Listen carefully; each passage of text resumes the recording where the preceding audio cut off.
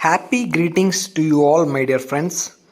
Here we are going to get explanations on fishbone diagram. That is a presentation on fishbone diagram, which is a very effective industrial tool used vitally. And it is presented by myself, K. Dinesh Kumar. After listening to the presentation, you will be able to holistically obtain all these four objective points. Namely, you can address the two purposes of a fishbone diagram, why it is needed and why it is essential. Secondly, you can understand the structure of a fishbone diagram, how it looks like or how it should look like. Next, you can determine the elements of a fishbone diagram, and at the last, you can understand a typical fishbone diagram explaining both the purposes of it.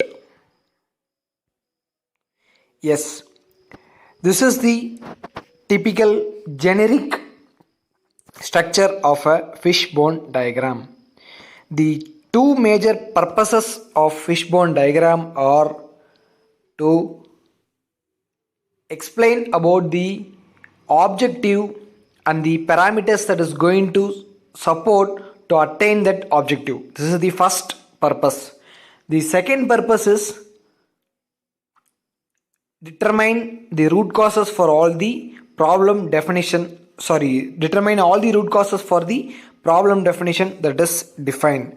So this is the generic structure. Normally you can understand the midline directs towards the objective or the problem definition, and then the side cause statements are all linked. It is self-explanatory, and then moving forward, understanding the typical examples, you can get a very clear understanding of fishbone diagram. Yes, the typical example 1, that is solving the purpose 1, specifying the objective and its supporting causes. For an example, achieving the DOT performance is the objective. DOT means delivery on time. That is delivering the goods on time to the customer. For that, what are all the supporting factors you need to achieve that objective? What are all the factors you need? First one is the forecast data of the parts. Second one, open orders with feasible lead time. The order receipt should be with feasible lead time, liable lead time. Third one is the prior planning of the raw material and the machining or special process, everything, prior planning should be there. And then internal on-time delivery monitorance, that is from part to part, internal on-time delivery should be monitored so that the ultimate customer delivery on time is achieved. The last and final supporting factor is kappa. Somewhere if internal on-time delivery is going to fail, it is going to raise a red card, then this kappa should be into action. Corrective action to achieve the DOT should be taken, and preventive action to prevent future internal on-time delivery failures should be done. So with this you can understand the fishbone diagram being depicted to explain about an objective. Secondly, this typical example 2 represents problem definition and root causes. Say we on the controverse side, we can take the same example. Delivery on time failure is the problem definition. What are all the root causes for it?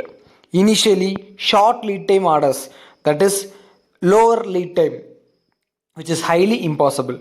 Some natural calamities, say for example, real-time example is the pandemic situation.